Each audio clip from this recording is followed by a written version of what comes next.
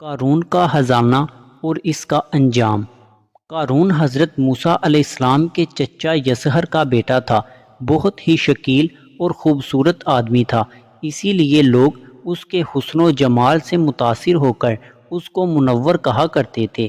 اس کے ساتھ ساتھ اس میں یہ کمال بھی تھا کہ وہ بنی اسرائیل میں تورات کا بہت بڑا عالم اور بہت ہی ملنسار با اخلاق انسان تھا، اور لوگ اس کا بہت ہی ادب و احترام کرتے تھے۔ لیکن بے شمار دولت اس کے ہاتھ میں آتے ہی اس کے حالات میں ایک دم تغیر پیدا ہو گیا، اور سامری کی طرح منافق ہو کر حضرت موسیٰ علیہ السلام کا بہت بڑا دشمن ہو گیا اور اعلیٰ درجے کا متکبر اور مغرور ہو گیا۔ جب زکوٰۃ کا حکم نازل ہوا تو اس نے حضرت موسیٰ علیہ السلام کے روبرو یہ عہد کیا کہ وہ اپنے تمام مالوں میں سے 1000واں حصہ زکوٰۃ نکالے گا، مگر جب اس نے مالوں کا حساب لگایا تو ایک بہت بڑی رقم زکوٰۃ کی نکلی۔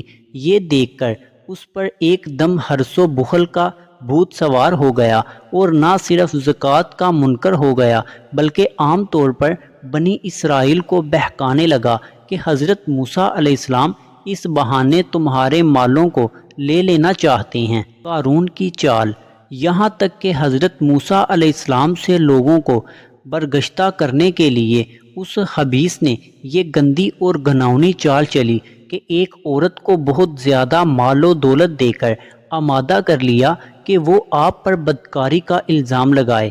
چنانچہ عین اس وقت جب کہ حضرت موسیٰ علیہ السلام وعظ فرما رہے تھے، قارون نے آپ کو ٹوکا کہ فلانی عورت سے آپ نے بدکاری کی ہے۔ حضرت موسیٰ علیہ السلام نے فرمایا کہ اس عورت کو میرے سامنے لاؤ۔ چنانچہ وہ عورت بلائی گئی تو حضرت موسیٰ علیہ السلام نے فرمایا کہ اے عورت، اس اللہ کی قسم جس نے بنی اسرائیل کے لیے دریا کو پھاڑ دیا اور عافیت و سلامتی کے ساتھ دریا کے پار کرا کر فرعون سے نجات دی، سچ سچ کہہ دے کہ واقعہ کیا ہے۔ حضرت موسیٰ علیہ السلام کے جلال سے عورت سہم کر کانپنے لگی، اور اس نے مجمع عام میں صاف صاف کہہ دیا کہ اے اللہ عز و جل کے نبی، مجھ کو قارون نے کثیر دولت دے کر آپ پر بہتان لگانے کے لیے آمادہ کیا ہے۔ اس وقت حضرت موسیٰ علیہ السلام آبدیدہ ہو کر سجدہ شکر میں گر پڑے، اور بحالت سجدہ آپ نے یہ دعا مانگی کہ یا اللہ، قارون پر اپنا قہر و غضب نازل فرما دے۔ قارون کا انجام۔ پھر آپ نے مجمع سے فرمایا کہ جو قارون کا ساتھی ہو وہ قارون کے ساتھ ٹھہرا رہے، اور جو میرا ساتھی ہو وہ قارون سے جدا ہو جائے۔ چنانچہ 2 خبیثوں کے سوا تمام بنی اسرائیل قارون سے الگ ہو گئے۔ پھر حضرت موسیٰ علیہ السلام نے زمین کو حکم دیا کہ اے زمین، تو اس کو پکڑ لے، تو قارون ایک دم گھٹنوں تک زمین میں دھنس گیا۔ پھر آپ نے دوبارہ زمین سے یہی فرمایا تو وہ کمر تک زمین میں دھنس گیا۔ یہ دیکھ کر قارون رونے اور بلبلانے لگا اور قرابت و رشتہ داری کا واسطہ دینے لگا، مگر آپ نے کوئی التفات نہ فرمایا، یہاں تک کہ وہ بالکل زمین میں دھنس گیا۔ 2 منحوس آدمی جو قارون کے ساتھی ہوئے تھے لوگوں سے کہنے لگے کہ حضرت موسیٰ علیہ السلام نے قارون کو اس لیے دھنسا دیا ہے تاکہ قارون کے مکان اور اس کے خزانوں پر خود قبضہ کر لیں۔ تو آپ نے اللہ تعالیٰ سے دعا مانگی کہ قارون کا مکان اور خزانہ بھی زمین میں دھنس جائے۔ چنانچہ قارون کا مکان جو سونے کا تھا اور اس کا سارا خزانہ سبھی زمین میں دھنس گیا۔ اس کا خزانہ، اس کو قرآن کی زبان سے سنیے۔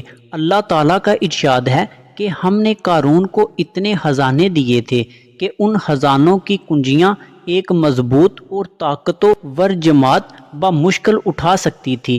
قرآن مجید میں ہے، بے شک قارون موسیٰ کی قوم سے تھا، پھر اس نے قوم پر زیادتی کی، اور ہم نے اس کو اتنے خزانے دیے جن کی کنجیاں اٹھانا ایک طاقتور جماعت پر بھاری تھیں۔ حضرت موسیٰ علیہ السلام کی نصیحت۔